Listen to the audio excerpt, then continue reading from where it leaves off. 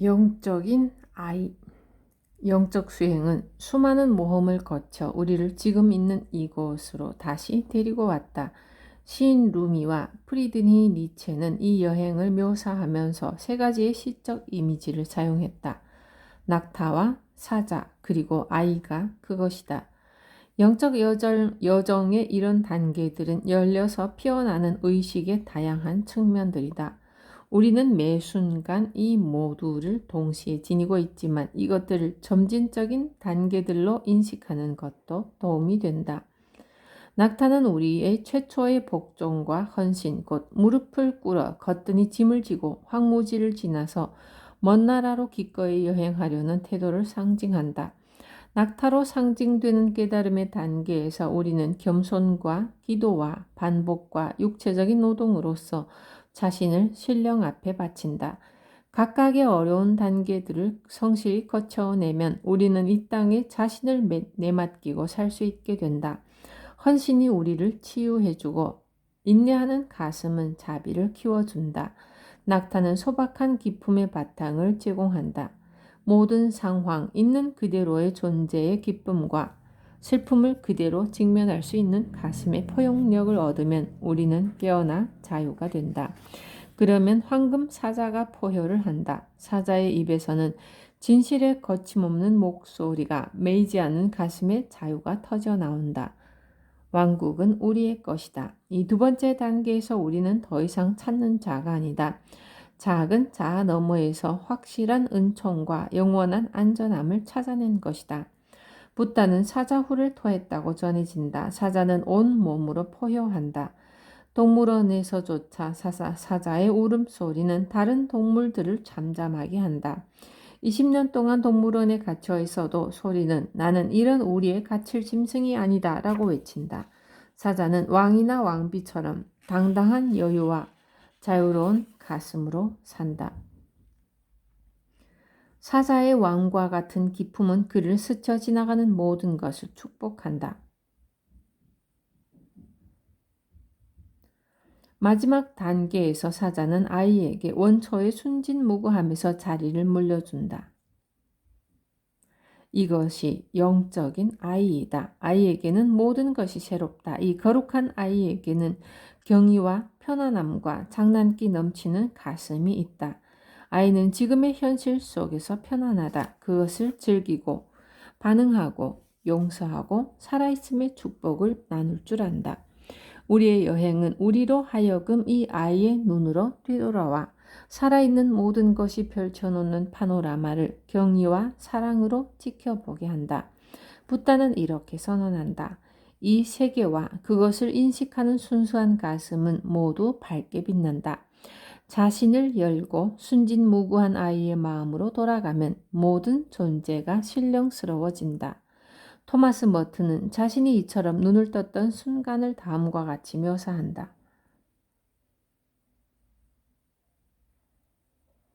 나는 마치 그들 가슴의 은밀한 아름다움을, 죄악이나 욕망이 다다를 수 없는 그들 가슴의 깊은 곳을, 그들 현실의 가장 깊은 속 알맹이를 신의 눈에 비치는 모든 인간의 본성을 문득 본 것만 같았다. 그들이 자신의 그러한 본성을 깨달을 수만 있다면 얼마나 좋을까. 우리가 서로를 늘 그렇게 바라볼 수만 있다면 전쟁도 미움도 잔인함도 탐욕도 더 이상 없을 것이다. 추측한데 그렇게 되면 오히려 큰 문제는 사람들이 무릎을 꿇고 서로를 찬양하고 숭배하게 되리라는 것이다.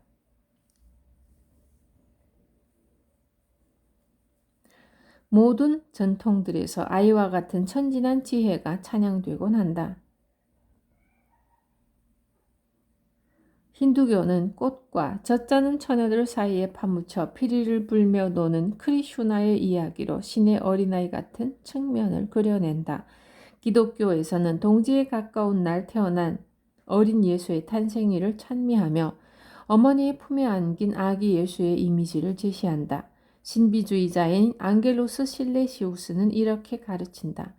가슴 속에다 그분의 탄생을 위해 구유를 마련하면 하나님은 또다시 지상의 아기로 태어나리라. 태국과 라오스에서는 해마다 불교도들이 절에 가서 승려들 한 사람 한 사람을 마치 갓 태어난 아기 붓다처럼 물을 부어 씻겨준다.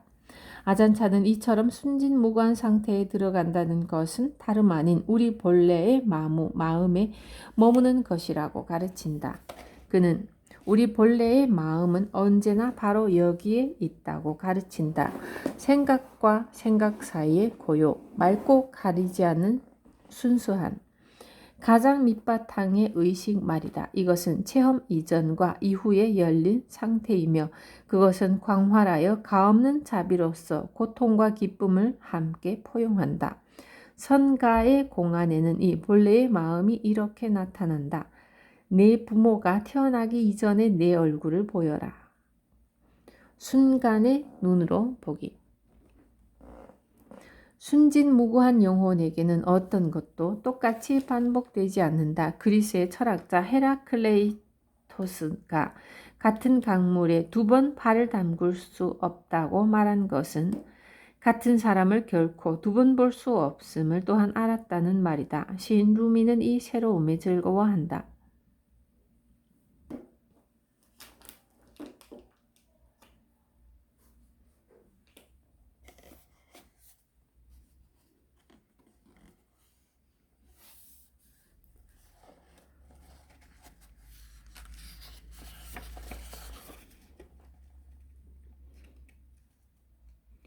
주여, 오늘은 당신의 신비로운 안뜰로부터 곧바로 실려오는 바람 냄새가 좋습니다. 정원의 옷을 갈아입히는 듯한 은총, 누구나 공짜로 얻는 보약, 나무들은 기도하고 새들은 찬양합니다. 신비에 대한 이런 인식이 어떻게 어떤 형태로 우리 안에서 다시 일깨워질지 우리는 예측하지 못한다. 오래전에 나는 내 첫사랑의 여인과 그녀의 2 아이들인 세스와 찬이와 함께 살았다. 아이들이 3살과 5살이었을 때 마을에 링글링 브라더즈 서커스단이 왔다. 나는 아이들에게 한턱 쓰느라고 무대 정면 앞자리에 표를 샀다. 아이들은 어릿광대와 호랑이를 좋아했다. 다른 연기들은 아이들의 눈에 특별한 것으로 보이기에는 너무 멀고 또 너무 작았다.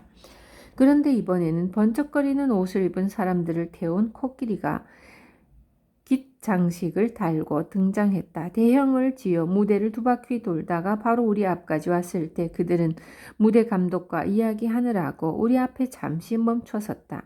그때 바로 우리 앞에 있던 커다란 코끼리가 벼랑간 오줌을 누기 시작했다. 엄청난 양의 오줌이 무대 아래의 모래 위에 폭포처럼 쏟아져서 삽시간에 커다란 웅덩이를 만들었다. 아이들은 눈이 휘둥그레졌고 그러던 중 코끼리가 이번에는 응가를 시작했다. 볼링공 크기의 커다란 덩어리가 하나씩 철퍼덕 하며 바닥에 떨어졌고 그 광경은 경의와 흥분 속에서 너무나도 또렷하게 관찰되었다. 집에 돌아와서 몇 주일이 지나도록 아이들은 서커스에 갔던 이야기를 했다. 아이들이 끝없이 되풀이했던 이야기는 그 코끼리에 관한 것이었다. 그것이 그 서커스에서 가장 놀라운 묘기였던 것이다. 경이로운 것은 삶 그 자체이며 그것은 또한 저마다 고유한 순간순간들이다. 선가에서는 이 신비를 그 자체로서 매사를 일일이 숭상한다. 사와키 고도가 말하듯이 먹기 위해 똥을 누는 것이 아니며 똥을 만들기 위해 먹는 것도 아니다. 동일한 지혜의 눈으로 바라보면 우리는 어떤 별난 현실을 만들어내기 위해서 기도하고 명상하는 것이 아니다. 먹고, 걷고, 말하고, 보고, 숨 쉬고, 똥 누는 것, 이 모두가 그 자체로서 경이로운 것이다. 이 순진무구한 가슴, 우리의 불성, 영적인 아이, 우리 안에 거룩한 그것은 결코 퇴화되거나 상실되지 않는다. 그것은 나지도 않고 죽지도 않는다. 이렇게 보는 것이 도가에서 말하는 갈망의 구름에 가리지 않은 눈으로 보는 것이다. 이 순진무구한 가슴이 일깨워지면 우리는 본향을 찾아온 것이다. 집에 돌아온 편안함 속에서 우리는 단순한 일상의 경이로움을 찬미한다. 선사도계는 우리를 이렇게 일깨운다. 하루의 삶으로도 실컷 누릴 수 있다. 단 하루만 살더라도 깨달을 수만 있다면 그 하루는 잠든 채로 영원을 사는 것보다 100만 배 낫다. 100년의 생애 중에서 오늘을 잃어버린다면 언제나 그것을 다시 만져볼 것인가. 지혜로운 자의 웃음. 고도인 교토는 일본에서도 가장 아름답고 유서 깊은 절들이 많은 곳이다. 많은 사람들이 암석 정원을 구경하고 사찰에 가서 절을 하고 아름다운 꽃 그늘 아래 차를 마시러 이곳을 순례한다. 그런데 선적인 경지를 잘 표현한 것으로 유명한 시인인 바쇼는 어느 날 교토를 찾아와 다음과 같은 시를 남겼다. 교토에 와서도 뻐꾸기 소리에 교토가 그립구나. 우리의 신성한 열망은 제자리로 돌아와서 그곳을 처음으로 아는 것이다. 그러면 참다운 본성으로 돌아온 것이다. 스리 니사르 가다타는 이렇게 물으면서 웃곤 했다. 어떻게 의심할 수가 있는가? 집으로 돌아가고 있는데 그는 이어서 이렇게 말했다. 속세로부터 출가하려고 고민하고 있다면 그것은 잘못이다. 세상을 버릴 필요가 없다. 다만 두려움을 버리고 안간 힘으로 버티기를 그만두라.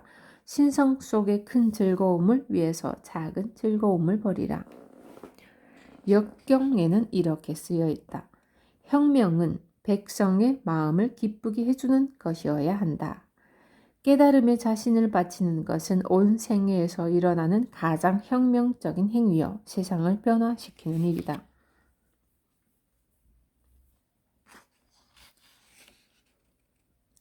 캄푸치아의 마하고 사난다는 국민들이 고통에 신음하고 있는 와중에도 가슴 깊이 행복 속에 머물 수 있다고 가르치고 있다.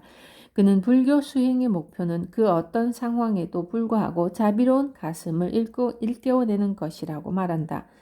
행복해질 수 없다면 수행이 무슨 소용이 있겠는가? 오로지 열리어 흔들리지 않는 가슴의 지혜 안에서만 이 세상의 모든 형체 있는 것들을 자비심으로 포근하게 껴안을 수 있다. 그것이 세상에 단 한 번 났다가는 것임을 알기에 우리는 그것들의 불멸의 근원자리 만물이 일어났다 돌아가는 시작도 없고 끝도 없는 은총 속에서 쉴 수 있다. 티베트인들은 이 신성한 지혜를 죽어가는 이의 귀에다 속삭여준다. 맑은 빛을 기억하라. 우주의 만물이 태어나고 돌아가는 순수하고 맑은 빛. 그대 마음의 본래 성품을 그것이 그대의 본성이고 고향이다. 유태교에서는 이것을 일체성의 기도로 노래한다. 사랑의 기독교는 이것을 성령으로 예배한다. 힌두교는 이것을 영원한 브라만으로서 찬양한다. 이것은 또한 도의 핵심이다. 근원을 깨닫지 못하면 혼란과 비탄 속에서 헤맨다. 자신이 온 곳을 깨달으면 절로 너그러워지고 초연하고 즐거워지며 할머니같이 자애롭고 왕처럼 존엄해진다. 도의 경위 속에 잠긴 채 삶에 닥치는 것은 무엇이든지 능히 다루며 죽음이 오면 기다렸다가 맞이한다. 이 진실을 체득하면 우리의 삶은 축복이 된다. 자비와 이해심과 환희로운 자유가 우리가 만나게 되는 모든 것을 쓰다듬는다. 시멘트 틈새를 뚫고 싹트는 식물처럼 사랑의 빛이 우리에게서 새어나온다. 우리는 오래된 중국 찻주전자처럼 한 찻주전자를 100년 이상 애용하면 더 이상 찻잎을 넣을 필요가 없어진다고 한다. 물만 부으면 주전자에서 차가 우러나온다는 것이다. 찻주전자처럼 우리는 저마다 스스로의 근원이 된다. 야망과 두려움을 내려놓음으로써 본향으로 돌아온다. 어떤 한정도 없이 그저 우리 자신이 된다. 존재가 편안해지고 영혼의 환희와 자유가 일상을 채운다. 메디슨 스퀘어 가든에서 달라이 라마가 티베트의 시간의 바퀴에 대해 행한 가르침에 참석했던 한 친구가 이와 비슷한 이야기를 하나 전해준다. 시간의 바퀴는 가장 수준 높은 바즈라야나 수행법 중에 하나이므로 복잡하고 엄숙한 의식을 치른 후에야 전수될 수 있다. 먼저 의식에 따라 모래로 수놓은 만다라가 그려졌다. 그런 다음 카펫과 비단 능나로 뒤덮인 화려한 강단이 세워졌다. 수천 명의 군중이 자리 잡고 앉은 후에 울긋불긋한 차림의 라마와 승려들이 티베트 종과 심벌주와 커다란 산악 나팔 소리에 맞춰 신성한 연부를 외웠다. 그러자 마지막으로 달라이 라마가 나타나서 카펫 위를 걸어 법상에 앉기 위해 계단을 올라갔다. 행사 진행자는 법상을 편안하게 만들려고 바닥에다 매트리스를 깔고 그 위에 카펫과 비단을 덮어놓았다. 달라이 라마가 앉자마자 매트리스가 울렁거린다. 순간 달라이 라마의 얼굴에는 미소가 떠올랐다. 그는 더욱 만면의 미소를 머금은 채 일부러 엉덩이를 더욱 들썩거렸다. 수천 명의 제자들 앞에서 세계의 창조와 시간의 바퀴에 관한 가장 높은 가르침을 전해주려는 자리에서 달라이 라마는 아이처럼 즐겁게 매트리스 위에서 구르고 있었다. 이제 이 글을 마무리하면서 나는 당신의 진정한 본성인 전체성을 향해 경의를 바친다. 당신의 수행 여정이 본향으로 이어지기를 간절히 빈다. 또한 당신이 신의 은총과 우러나오는 자비심 속에서 그리고 해방된 가슴 속에서 편안히 머물기를 바란다. 기쁠 때나 슬플 때나 깨달음의 황홀경 속에서나 일상의 빨래를 하는 중에나 늘 행복하시기를. 이 책을 읽는 모든 이들이 자유와 기쁨을 찾으시기를. 당신의 사랑이 모든 존재를 두루 이롭게 하기를. 그 모든 와중에서 당신도 잊지 말고 매트리스 위에서 달라이 라마가 그랬듯이 어린아이처럼 즐겁게 구르시기를 바란다. 그리고 윌트 히트먼의 말을 나의 마지막 인사로 남긴다. 그리고 나로 말하자면 나는 기적밖에는 아무것도 모른다.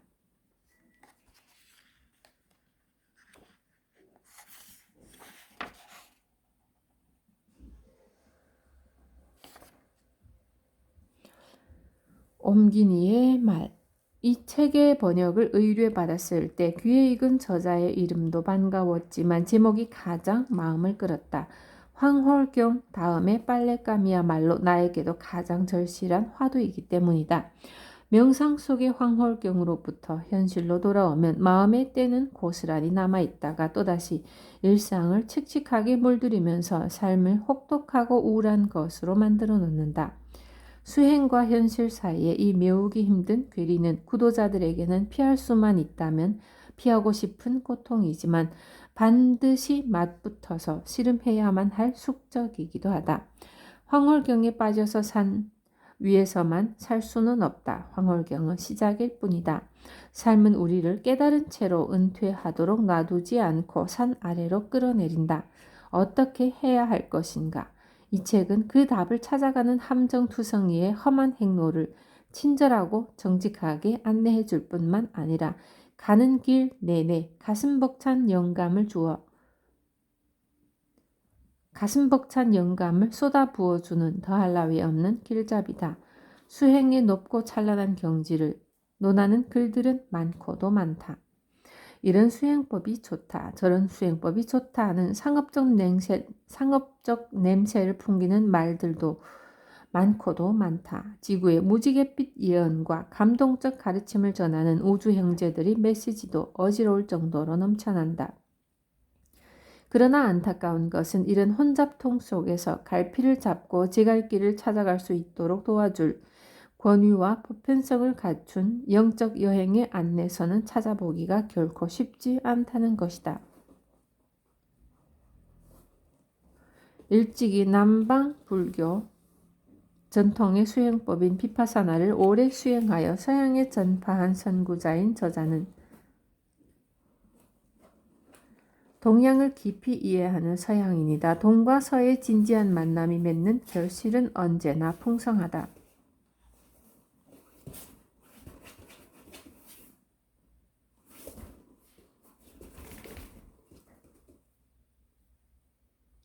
동양의 신비적 직관과 서양의 논리적 이해, 동양에 묻어두는 관용과 서양에 파헤치는 정직성, 동의 서에 대한 찬탄과 서의 동에 대한 경의, 이런 것들이 만나 균형과 조화를 이룰 때 제3의 아름다운 무엇이 태어난다. 이 책도 그 중에 하나라고 역자는 느낀다.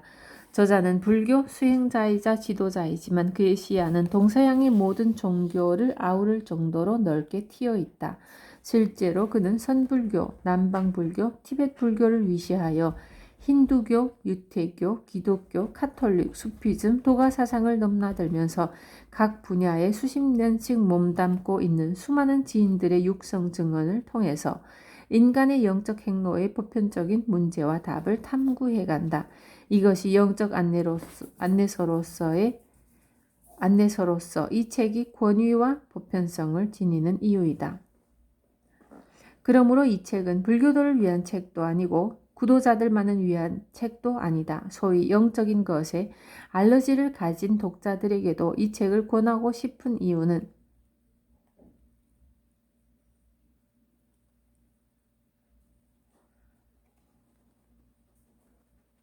그 알러지가 균형감을 상실한 편협한 영성에 대한 반응이었다면 이 책은 그것의 좋은 치료제가 될 것이기 때문이다. 게다가 진정한 영성이란 웅장한 교회나 비좁은 법당 속에 갇혀있는 것이 아니라 묻 존재가 떠나왔고 무의식 속에조차 돌아가고 싶어하는 본향, 그 애타는 노스텔지어에 관한 것이 아니겠는가?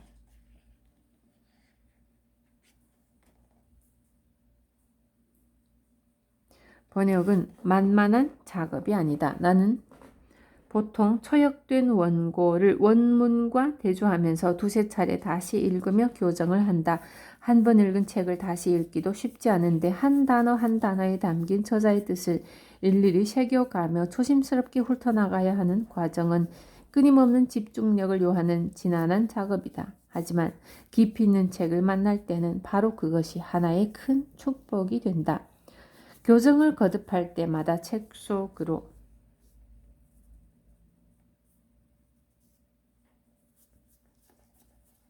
저자의 가슴 속으로 한 발 또 한 발 다가가서 더욱 극한 맛과 의미를 음미할 수 있기 때문이다.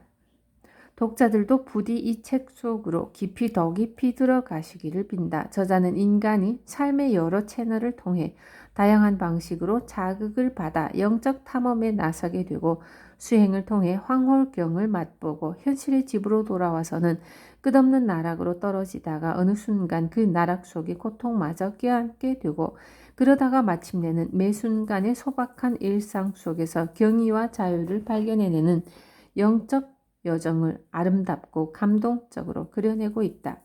그 행간을 읽어 내려가다 보면 자신과 삶에 대한 강력하고도 절실한 긍정을 느끼고 문득 놀라게 될지도 모른다.